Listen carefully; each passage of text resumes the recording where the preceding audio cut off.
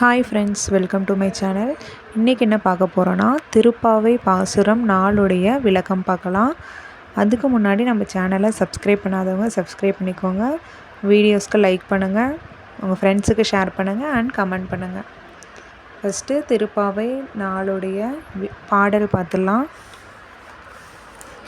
ஆழிமலைக்கண்ணா ஒன்று நீ கைகரவேல் ஆழியுள் புக்கு முகந்து கொடார்த்தேரி ஊழி முதல்வன் உருவம் போல் மெய்கருத்து பாலியன் தோளுடைய பற்பநாபன் கையில் ஆழிபோல் மின்னி வலம்புரிபோல் நின்றதிர்ந்து தாழாதே சார்ங்க முதைத்த சரமலை போல் வாழ உலகினில் பெய்திடாய் நாங்களும் மார்கழி நீராட மகிழ்ந்தேலோர் என்பாவாய். இந்த பாடலுடைய விளக்கம் என்ன அப்படின்னு பார்த்தா, கடலை போல் ரொம்ப அகன்ற பரப்புடைய நீரை தரக்கூடிய மலை தெய்வமே அப்படின்னு சொல்லியிருக்காங்க. மலை தெய்வம் கிட்ட சொல்கிறாங்க ஆண்டாள். என்ன சொல்கிறாங்கன்னா, எங்ககிட்ட மூடி மறைக்காத, நீ என்ன பண்ணா கடலில் மூழ்கி நீரை எடுத்துகிட்டு போய் வானத்தை அடையணும் அப்படின்னு சொல்கிறாங்க.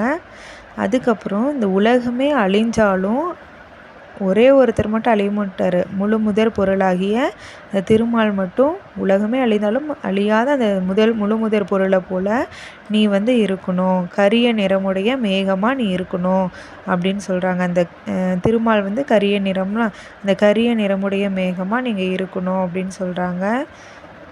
அழகான தோளுடைய அந்த திருமால் கையில் ஒரு சக்கரம் இருக்கும். அந்த சக்கரம் மாதிரி நீ மின்னணும்.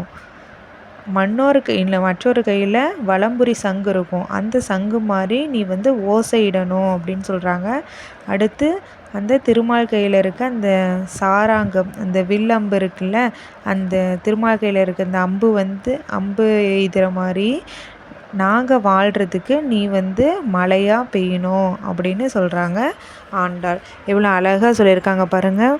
இந்த திருமாலுக்கு அந்த மலை ஒப்பிட்டு உவமையாக சொல்லியிருக்காங்க. அறிவியல் பூர்வமாக இந்த மலை எப்படி உருவாகுது அது மாதிரி சொல்லியிருக்காங்க. என்னென்னா, இந்த மலை தெய்வம் கிட்ட சொல்கிறாங்க, நீ எங்ககிட்ட மூடி மறைக்காத, நீ கடலில் போய் நீர் எடுத்துகிட்டு போய் வானத்தை அடையணும், அந்த கரிய நிறமுடைய மேகமாக நீ விளங்கணும். உலகமே அழிஞ்சாலும் முழு முதல் பொருளான அந்த திருமால் அழிய மாட்டாங்களே, அது மாதிரி நீ கரிய நிறமுடைய மேகமாக விளங்கணும். அந்த திருமால் கையில் இருக்க சக்கரம் மாதிரி மின்னணும்.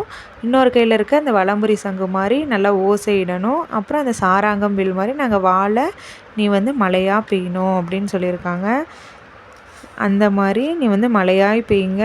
நாங்கள் மார்கழியில் நீராடி பாவை விரதம் இருக்கோம் அப்படின்னு சொல்கிறாங்க.